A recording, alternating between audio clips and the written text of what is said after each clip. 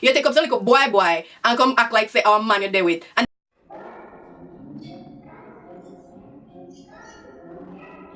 welcome back to another episode review of 90 Day Fiance Happily Ever After, Season 4. This one's Season 4, Episode 4, A Break is Needed or something like that. Wait, what is that? Break is needed? Break is necessary? I don't know. You know which one I'm talking about. Episode 4 of 90 Day Fiance Happily Ever After, Season 4. I'm just gonna jump around from couple to couple, no specific order this week. Just gonna talk about these disastrous relationships that are on the show. And I'm gonna kick it off with Larissa. Larissa got lips, everyone. Oh, Larissa got some new lips. How did Larissa get these lips? Colt wants to atone for what he did and call the cops and all that stuff. He wants to make sure that she knows that he's sorry because he got her in a situation where the cops were called and she was looking at jail time and possibly deportation. So he wants to make it up to her and he takes her on a date and they're having a conversation about what they both want going forward. He doesn't want her to just switch up on him like that and just change every time they're in an argument where she shuts down and becomes a different person. And she doesn't want him to be a cheapskate and she wants him to give her as much money as possible. Actually, she said she wants $1 million from Colt. I don't know where she's gonna get that $1 million, but she's planning on getting it some way or another. And they're negotiating the prices. I'm gonna say prices and I'll tell you why. One, she wanted a handbag that's supposedly like $3,000 or $4,000. Come on, he wouldn't even get air conditioning for his car. And he lives in Nevada. Come on, bro. He's not getting you that expensive bag. Get it together. So she came down to the agreement. So she agreed that she would accept $200 each month on a prepaid credit card, a prepaid debit card or whatever. And even though she's not completely okay with the $200, she's like, it's better than nothing. So she's finding a way to get it out of him. So the next time we see Colt and Larissa, she's getting lip injection. First, she wanted to know how much it's going to cost. And it's going to cost like $500. And he's like, oh, she's $300 over budget for this month. And she's like, but she really wants lips. And if he wants then he would give her lips. And I'm just like, what is this? What show is this right now? Like, this seems like some prostitution show. And even he brought up that how it's like having a prostitute with Larissa, with the amount of money that he has to spend. Larissa was like, wives are the biggest prostitutes. I'm like, really?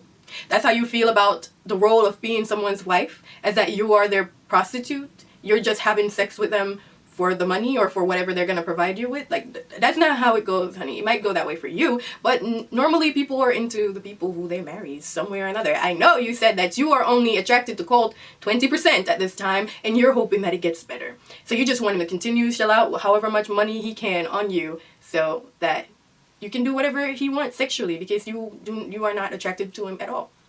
Well, 20%. You're only 20% attracted to him, so I guess trade-offs. So she got the lips. Her lips look slightly bigger. It doesn't look completely bad, but the plastic surgeon said that they would raise the next morning because of swelling. Moving on from Larissa and Colt to Elizabeth and Andrie. See, I really like Elizabeth's sister. I think, like, I haven't seen anything that she's done that annoys me so far. I'm digging her. She's cute. I like her house. She seems like she got a brain in her head, unlike her sister, Elizabeth.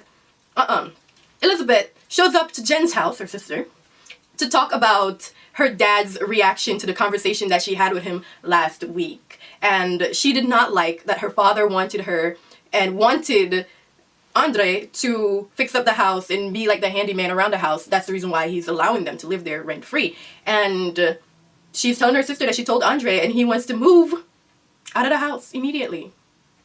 And she doesn't have the money, so she's gonna ask her father for it. Her sister was like, well, if you're currently living under dad's roof and all he's asking for is that you take care of the house in return for you not paying rent, you're gonna give it up and move somewhere where you have to pay rent. That doesn't make any sense. And at the time you want dad to pay for the rent that you're going to be paying, it makes no sense whatsoever. And the sister called her out, but she still felt like, yeah, I'm definitely gonna call dad. So she calls her dad.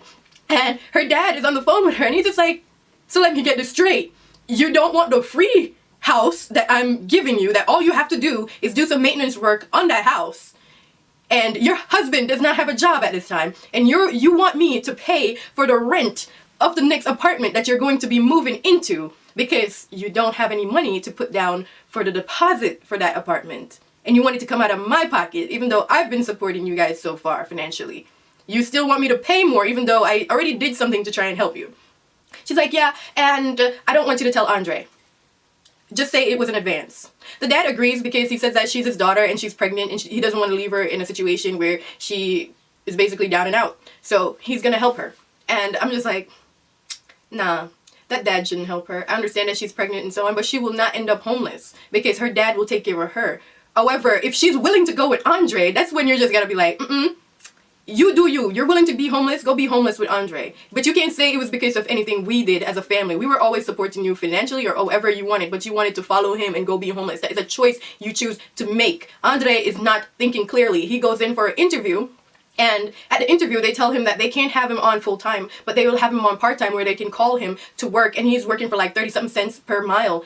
And that would amount to roughly around $800 per week. And he turns it down.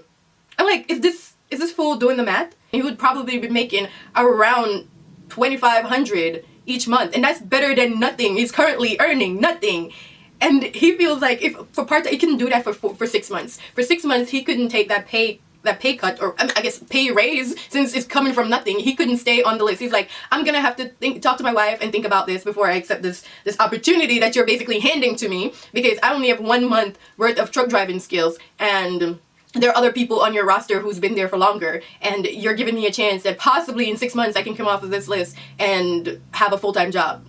But he's just coming up with a whole bunch of excuses, and just like, this is the reason why if I was a dad I would not try to support anything that Andrie does.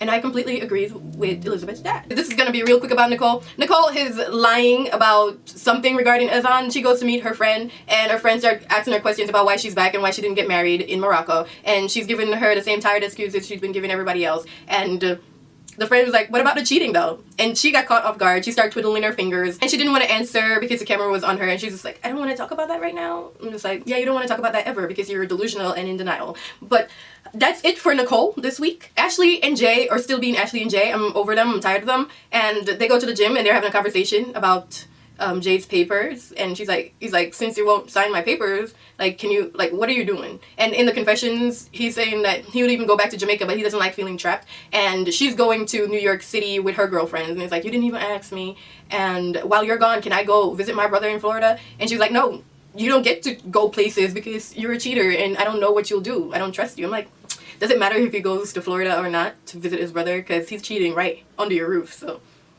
it really don't matter. If he cheats, you're gonna cheat. So she goes to New York to have fun with her friends, and they're there kikiing up, and she decides to call the girl that Jay was talking to on Tinder, and the girl didn't pick up. But she's saying that the girl doesn't look a thing like her, but all I saw, because they blurred out the face, all I saw was like a thick blonde chick, and I'm like, how much does she not look like you? Because we can't see the face, we can't judge. I'm like, yeah, she's thicker than you, but big whoop-de freaking do. That does not mean she doesn't look like you. And she's talking about the size of the girl because she's bigger than her. She's wondering if Jay's into bigger women. Like, okay. Yeah, big deal. And she's also wondering if Jay's into younger girls. Turns out, she's in high school. She's a senior in high school. I'm like, yeah, but Jay is what, like 20, 19 or whatever? Jay's probably just 2 years older than the girl. Like, it's not that weird. It's not that weird. Actually, you try to make it seem like this man was a pedophile.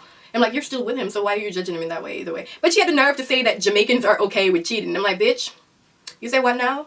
We're okay with cheating? No, we're not. Nobody is okay with the fact that somebody else is cheating on them. What it is if you know that someone is cheating and you decide to stay with him, whatever he does is on you. You're making your decisions. They're not as stupid as you are, Ashley, to feel like, oh, I don't know, I'm caught in a limbo because I love him. No.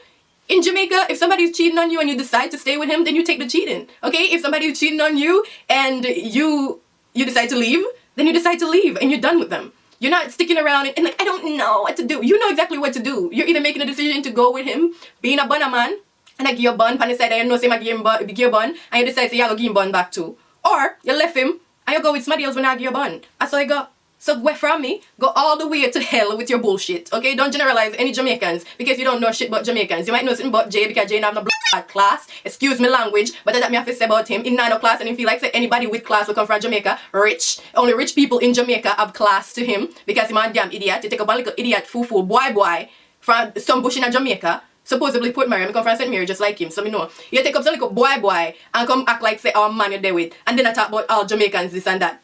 Y'all don't get me started. Moving on to Paul and Russ. This week I was not too bothered with Paul. Like, she looked cute. I love that little outfit that she had on. You can barely tell that she was pregnant. And her face was like beat. She looked good. It's not just her looks why I didn't have a problem with her. She finally explained herself fully about how the family was judging her because of how she dressed. She explained all of that to Russ's mom. And the mom agrees that yes, she was judgmental because she sees her as a representation of the family. And if you are around and you're dressed in a certain kind of way, you're not actually representing the family in the light that they want to be represented, because they are more conservative and they didn't raise their kids like that and they weren't raised like that. And I understand both sides. I understand the fact that here Paola came and the first time she's meeting, or the first like actual interaction for breakfast, that she's meeting Russ's family, she's coming down in booty shorts and tank top. And that's normal for a lot of people to walk around their house in booty shorts and tank top, but you're trying to give a first impression, so you probably should have like cover up the titties and all the goodies a little bit better, honey. Like, you know, you can't have everything hanging out to meet everybody. Like, everyone's not the same way and everything is not gonna be peaches and cream for everybody. Everybody's not gonna be okay with certain things. So I understand that his family are very conservative, and it makes sense on their part. And it also makes sense that Paola doesn't want to feel like she's being judged constantly when she's around them, because even her pictures that she take when she's not around them, they're commenting on it and talking about the fact that she's a nude model and just all of those things. It's just like, I completely understand how she feels, because if she's not in your house doing all of this stuff, then why are you complaining? This is none of your business. She can't constantly be a representation of your family every single time. She's also a person first. So she can do what she wants first. And especially if she's not around you, she's not including you in the shot. So she's not somehow representing the family. She's representing herself. The mom and dad admits to Russ that they weren't so keen on Paola coming over to the United States, because at first they thought she was using him. But I guess their thoughts on her have changed in that regards. That's it for them, really. On to Pedro and Chantel. Mainly Pedro. Chantel was there for like 5 minutes and then she was gone. Or mainly, I should say, Pedro was gone. But Pepe went to the Dominican Republic, and as soon as he got out of the airport, right there was Nicole and his mom. His sister and his mom was there waiting at the airport for him, and they both look really good. Nicole looks a lot better than the last time we saw her, getting her weave snatched out. And they're just excited to see him. They're calling him fat because he, according to Nicole, filled out. He's more muscular now. So they go home and they have a nice little home. And they're having a conversation with him about what's going on in his relationship. And he's just like, I don't know. I don't know what's going on in my relationship. All I know is we argue way too much, and it's not something that I want. I don't want our relationship to be the way it is, but I feel like I can't trust Chantel. But before Pepe left, he had a conversation with Chantel where Chantel told him that when his family talks crap about her, he needs to defend her. And he was just like, do you defend me when your family talks crap about me? Like, your family is always talking crap about me. When are you ever defending me? So no, I won't do that for you. I will not be defending you against my sister or my mom or anybody else, because you don't do the same for me. And I completely agree. If you want a certain level of respect, then you give it to a person. Sorry, Chantel. And then Chantel says to the producers that she feels like her marriage is lost. And I'm like, it probably is, because you're always pressuring your husband to be more like your family and like your family even though they don't like him. And at the same time, I can understand a little bit from Chantel, because Pedro is just like, he's becoming non-responsive at this point, where she asks him like, when are you coming back? And he's like, I don't know. He didn't buy a plane ticket back to the United States. And he said that he spoke to his boss already, and the boss is okay with it. So Chantel is there like, what? What do you mean? So now she feels like there's a possibility that Pedro would not come back to the United States. I'm like, girl, Pedro is coming back to the United States. Like, let's be real. How else is he gonna harvest the coin? According to your family, that's what he's doing, so how else would he do it? Then again, he's trying to start a company in the DR, so, you know, that could help. He could start that company and stay there and don't have to come back for his job. But more on them next week, and thank you for watching. I hope you enjoyed it. I hope you're having a fantastic day. Thanks for watching. Don't forget to hit that subscribe button. Give me that thumbs up, because I need the likes. I like it when you like me. Bye!